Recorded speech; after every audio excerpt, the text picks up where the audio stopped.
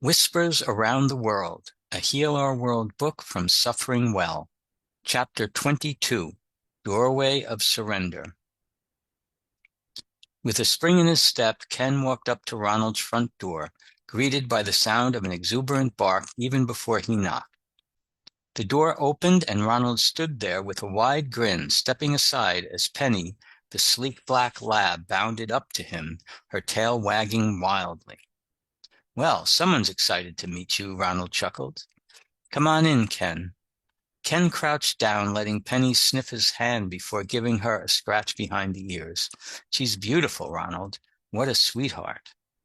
Ronald led him to the kitchen, where they settled in with mugs of steaming coffee. Penny parked herself at Ken's feet, nudging his knee with her nose.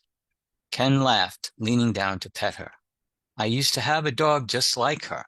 I miss the company and the exercise from all the walks we used to take." Ronald's eyes brightened. "You're welcome to walk Penny any time you like. She could use a few more outings, honestly.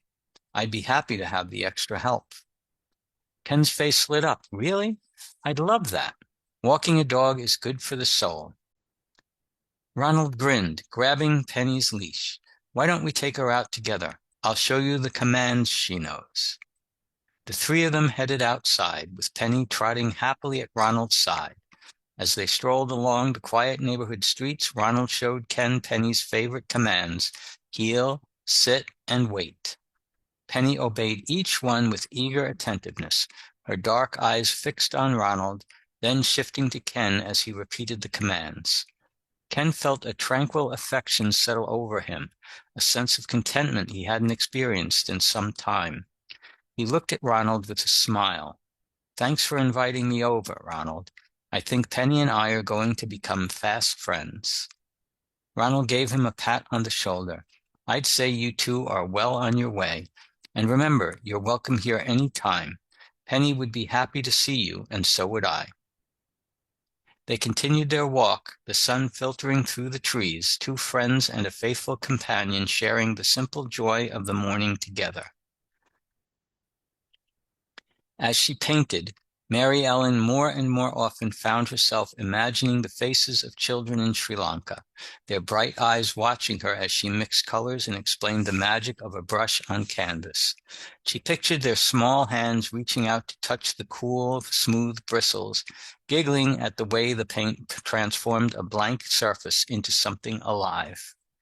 She could almost feel the humid air pressing pleasantly against her skin, hear the soft rustle of palm trees swaying in the breeze, and smell the spices, warm cardamom, earthy turmeric, and sharp cloves, mingling with the salty tang of the ocean.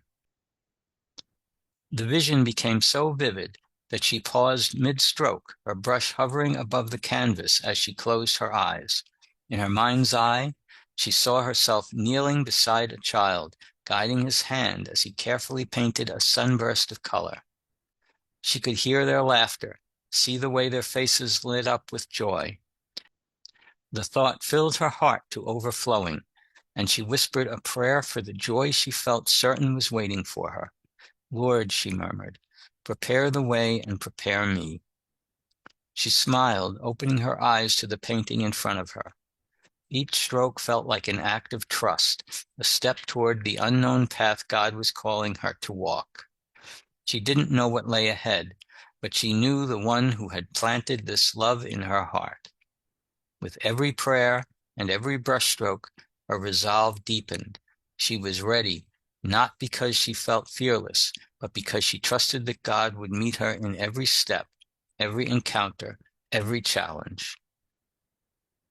She looked out the window at the Rhine's steady current, thinking of how it mirrored her journey.